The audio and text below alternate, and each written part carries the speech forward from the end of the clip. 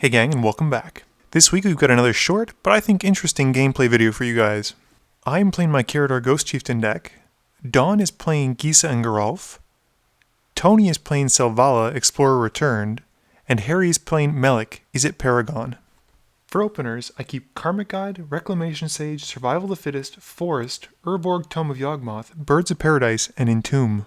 Dawn keeps 2 swamps, an island, Increasing Ambition, Languish, Living Death, and Leyline of the Void. Tony keeps 2 planes, Command Tower, Sun Type, Cross and Grip, Fauna Shaman, and Court of Calling. And Harry keeps Island, Dig Through Time, Polluted Delta, Dak Faden, Preordained, Grixis Panorama, and a card unfortunately I'm unable to see. Tony wins the die roll and starts us off, and Dawn is able to put Leyline of the Void directly onto the field. Tony plays Command Tower and passes to Harry. Harry plays an island, casts Preordain, scries both cards to the bottom, and then draws a card. I play a forest, cast Birds of Paradise, and pass to Dawn. Dawn plays an island and passes to Tony. Tony's turn he plays a plains, casts Grand Abolisher, and passes to Harry. For Harry's turn he plays Evolving Wilds, cracks it, finds a mountain, and passes to me. For my turn I play Urborg Tomb of Yawgmoth and then cast Reclamation Sage, destroying Dawn's Leyline of the Void. Dawn plays a swamp and passes to Tony. Tony plays plains and then casts Selvala, Explorer Return, before passing to Harry. Harry plays an island for his turn, then taps it to cast Sol Ring. Sol Ring gets tapped and so does a mountain and island for Dak Faden to come into play. With nothing for the greatest thief in the multiverse to steal, Harry upticks Dak Faden, drawing 2 and then pitching Dig Through Time and Grixis Panorama. With his 1 floating colorless mana, he casts Sensei's Divining Top and passes to me. For my turn, I play Bloodstained Mire, cracking it to go find Scrubland. I then cast Fauna Shaman, and moving to combat, swing Reclamation Sage at Dawn. Dawn plays a swamp for his turn, and Crypt Breaker comes into play before he passes to Tony.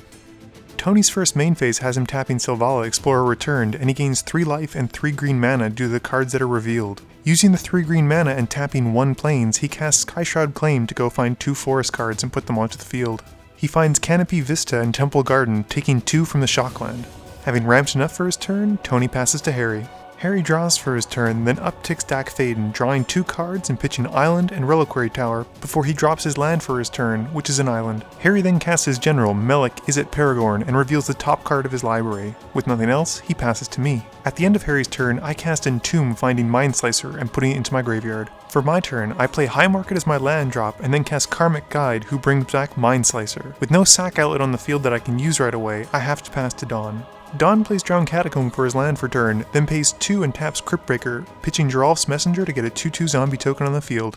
With nothing else, he passes to Tony. At the end of Dawn's turn, Tony casts Court of Calling for 2, finding Priest of Titania. During Tony's first main phase, he taps Selvala again and parlays. We reveal all of our top cards, and Tony gains 3 mana and 3 life. Tony then uses that 3 mana to cast Umbral Mantle and equips it on Priest of Titania. At first, we don't think this is much of a problem, but then we realize that Priest of Titania cares about all elves on the field, and instead of tapping for 2, she taps for 4. As a result, Tony is able to generate infinite green mana. The first thing he does with this infinite green mana is cast Fierce Empath, finding Soul of the Harvest. Naturally, as you do with infinite mana, Tony then casts Soul of the Harvest. Tony then plays Yeva Nature's Herald and draws a card, casts Joraga Tree Speaker and draws a card, Reclamation Sage, which blows up Harry's Sensei's Divining Chop and draws a card, and then casts Woodland Bellower, who draws him a card as well, and finds him Eternal Witness, which returns Court of Calling to his hand. Tony uses Court of Calling to find himself Temur Sabertooth, which allows him to bounce any creature card to his hand, and with his infinite mana, is continually able to cast it and draw his library. With his library in his hand, he's able to cast all of his creatures, Concordant Crossroads, and then finish us all off at the same time by dropping a Craterhoof Behemoth, making his board enormous. Oof, game review time. So, this was a bit of a short but sweet game, and I know a lot of people are going to be upset because combo wins sometimes aren't the most exciting of wins. I always knew how good Umbral Mantle and Priest of Titania were, as long as you had enough elves, but I'd never seen it work in such powerful tandem with Selvala. In retrospect, I kind of regret killing Dawn's Leyline of the Void, as it would have taken care of Tony's Court of Calling and potentially other threatening cards. On the flip side though, it would have really hampered my deck moving forward. Harry showed us his hand at the end of the game, and he was about to do some pretty crazy things had he been able to untap. Dawn kept a bit of a loose hand and unfortunately wasn't able to do very much, but I think he relied heavily on Leyline of the Void being in his opener. I also think he should have cast Languish instead of using Crypt Breaker to make a token, but that's just me. Please be sure to tune in every Monday at 11 AM Eastern Standard Time for 1 guaranteed video a week. This video is brought to you in part by support from my Patreons. If you're looking for ways to help out the channel, please consider looking into the link below or in the About section. And as always, thank you for watching, and please be sure to like, comment, share, and subscribe for more.